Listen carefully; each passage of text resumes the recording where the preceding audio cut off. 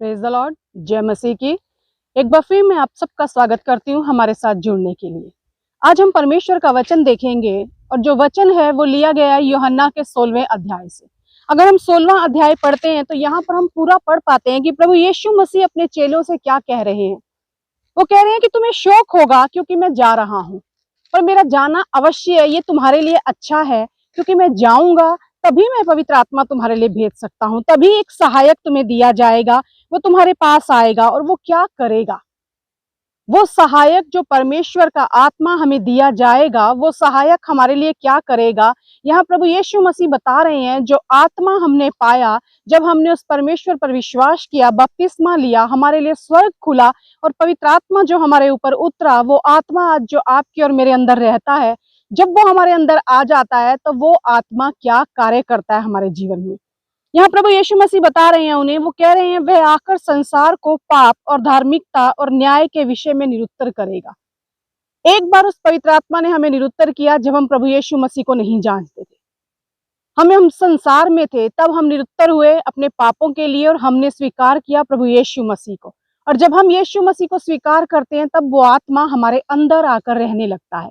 और फिर वो आत्मा हमारे जीवन में किस तरह से कार्य करता है, अगर हम कहें तो अनेकों काम हैं जो पवित्र आत्मा के द्वारा किए जाते हैं, और वो सारे काम एक ही तरह को दर्शाते हैं कि हम मसीह के स्वरूप में बदलते जाएं। वो आत्मा यही चाहता है, क्योंकि परमेश्वर का वचन कहता है वह सत्य का आत्मा आएगा तो तुम्हें सब सत्य का मार्ग बताएगा। क्योंकि वो सत्य का आत्मा है, वो हमें सत्य का मार्ग बताएगा, क्योंकि वह अपनी ओर से ना कहेगा परंतु जो कुछ सुनेगा वही कहेगा और आने वाली बातें तुम्हें बताएगा। वह मेरी महिमा करेगा क्योंकि वह मेरी बातों में से लेकर तुम्हें बताएगा। जो कुछ पिता का है वह सब मेरा है, इसलिए मैंने कहा कि वह मेरी बातों में से लेकर तुम्हें बताएगा। और यह रोमियो की पत्री के 8 के 16 में लिखा है कि आत्मा, आप हमारी आत्मा के साथ गवाही देता है कि हम परमेश्वर की संतान हैं। वो आत्मा हमारे जीवन में जब आ जाता है तो हमारे जीवन पर उसका कब्जा हो जाता है। वो आत्मा हमारे जीवन के सारे उन बातों को, सारी उन शरीर की बातों को निकाल कर हमें आत्मा के फलों से भरना चाहता है, ताकि उसके द्वारा उस पिता की महिमा हो। वो आत्मा हमारे जीवन में जब आता है तो वो आत्मा हमारे अंदर एक सामर्थ को भर देता है।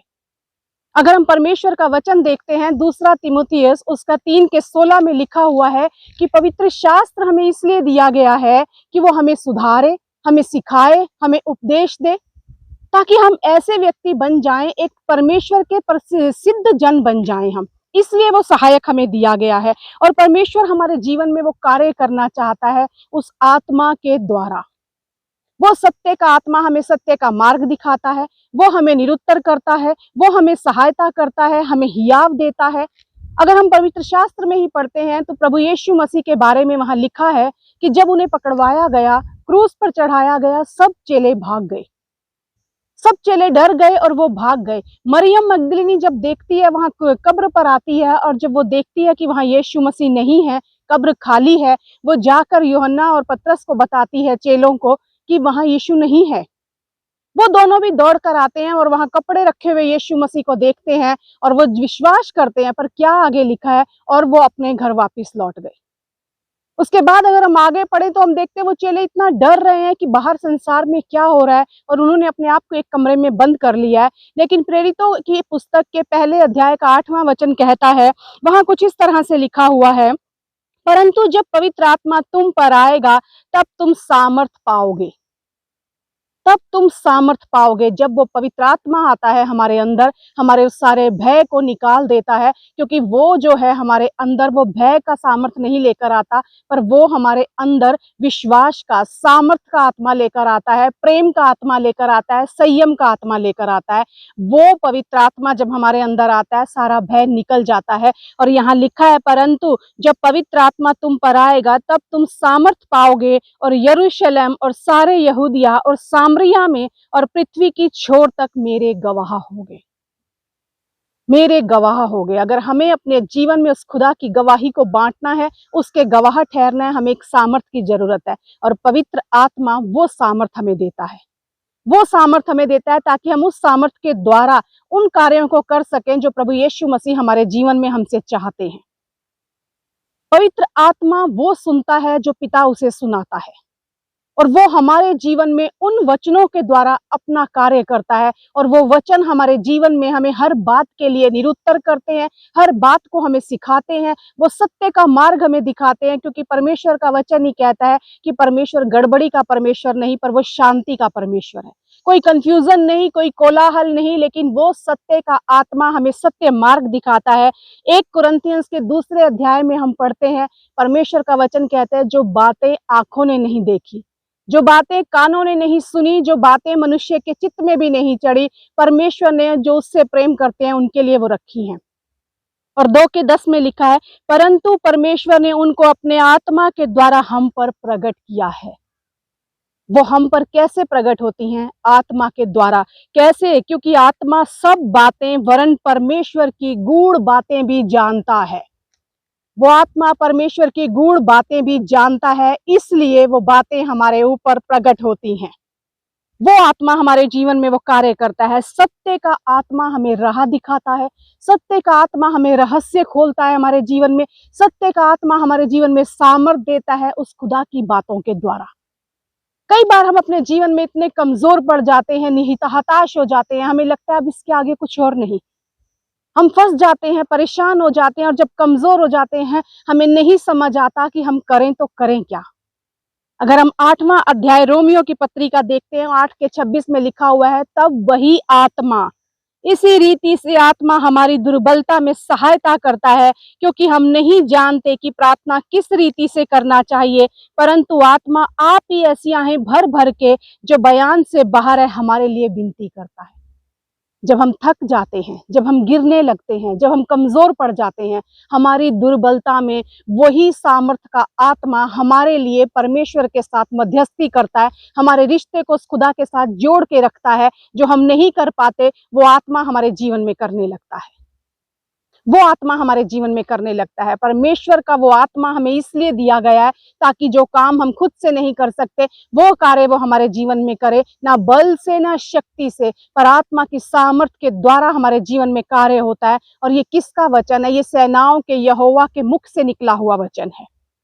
खुदा कहता है वो आत्मा तुम्हारे जीवन में वो काम करता है, वो तुम्हारे जीवन में आकर अपना कब्जा जब कर लेता है तो हमारे शरीर जो हमारे ऊपर कंट्रोल करता है, आत्मा उससे लड़ता है, आत्मा उससे लड़ता है, और हमारे अंदर की वो सारी गंदगी, वो सारे शरीर के कामों को बाहर निकाल कर वो चाहता है वो फल हमारे जीवन में लगे जो उस परमेश्वर की महिमा को लेकर आए। वो चाहता है वो काम हम करें जिन्हें आज हम नहीं जानते, लेकिन जो बातें जब आत्मा हमारे अंदर होता है तो वो हमें सिखाता है, गूढ़ बातें हमें सिखाएगा ताकि हम उसकी महिमा को लेकर आए, और उस आत्मा के द्वारा हम उन शरीर के कामों को निकाल कर उस आत्मा के फलों को धारण कर सकते हैं, क्योंकि आत्मा इसमें हमारी सहायता करता है। इसीलिए खुदा ने कहा, जिन बातों को तुम अभी नहीं समझते आत्मा तुम्हें आकर सिखाएगा, आत्मा तुम्हें आकर सिखाएगा। प्रभु का आत्मा है जो हमें हर दिन अंश अंश करके बदलता है।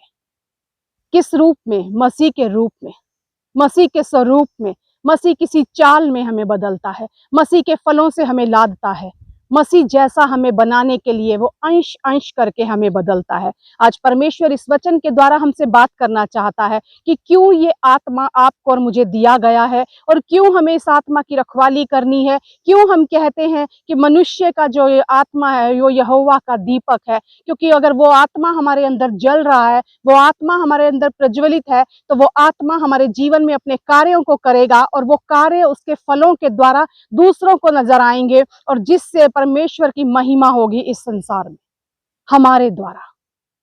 आइए अपने जीवन में उस आत्मा को प्रज्वलित रखें हमेशा, कभी उस आत्मा को बुझने ना दें, कभी ऐसे काम ना करें कि वो आत्मा शोकित हो जाए, लेकिन हर समय अपने आप में मांगे कि खुदा तू ऐसा कर कि आत्मा मुझ पर कब्जा करे। प्रभु जी, मेरा शरीर मरता जाए, शरीर के काम मरते जाएं, मेरा मैं मरता जाए और आत्मा प्रबल हो। जब आत्मा प्रबल होगा प्रभु, तो सारी बातें मिलकर मेरे जीवन में भलाई को उत्पन्न करेंगी, क्योंकि मैं जानता हूं जो कुछ मेरे जीवन में हो सकता है वो सिर्फ और सिर्फ आत्मा के द्वारा हो सकता है। आत्मा ही हमें पाप से निरुत्तर कर सकता है, आत्मा ही हमें जो है बता सकता है कि हमारे लिए क्या सही और क्या गलत है, क्योंकि वो सत्य का आत्मा है। आत्मा ही हमें हमें हियाव देता है कि हम उठें और उस खुदा के लिए गवाह ठहरें। वो आत्मा ही है जो हमें बदलता है मसीह की छवि में, उसके स्वरूप में। वही है जो हम पर अपना नियंत्रण करता है, तो हम उसके फलों से लादे जाते हैं। सत्य के मार्ग पर बढ़ाता है, हम थक जाए तो हमें उठाता है, हमें बल देता है